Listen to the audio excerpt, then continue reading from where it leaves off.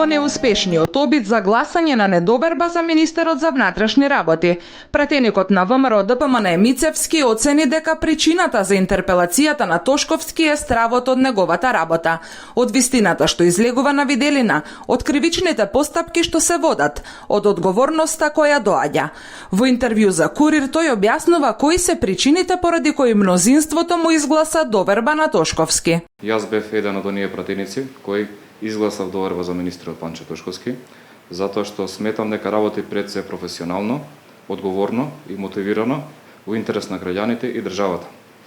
Под негово водство, Министерството за внатрешни работи покажа резултати во борбата против организираниот криминал и корупцијата.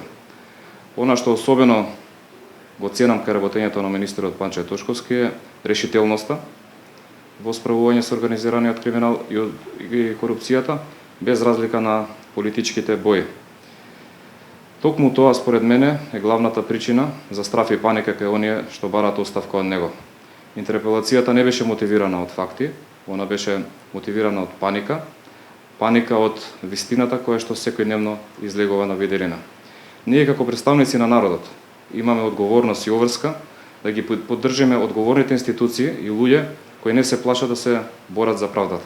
Го прашавме како го оценува однесувањето на пратеничките групи на опозицијските СДСМ и Левица во Собранието. Однесувањето на пратеничките групи на СДСМ и Левица во Собранието на Република Македонија би ги оценил како неодговорно и деструктивно.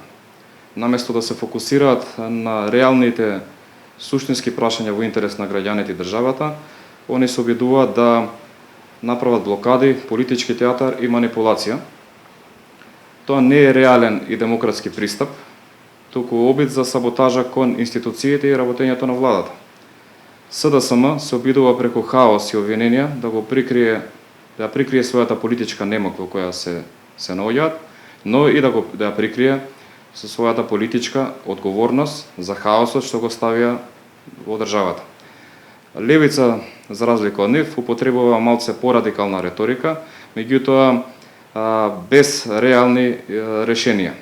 И она што е за двете, мислам, заедничко е тоа што слабо се присутни на работните тела во Собранието. За разлика од нив, ние сме фокусирани на стабилност, одговорност и испорака на конкретни реални резултати. Мнозинството во Собранието работи на низа закони за кои вели дека се за доброто за сите граѓани.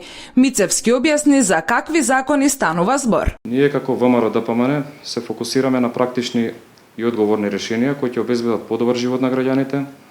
Посветено работиме на закони кои ќе ослободат економијата, ќе создадат нови работни места, ќе подобрат животното состојба на граѓаните.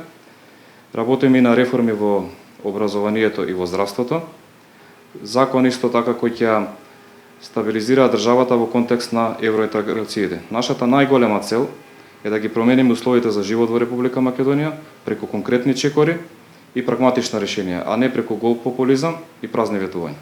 Есенва во Македонија ќе се одржат локални избори.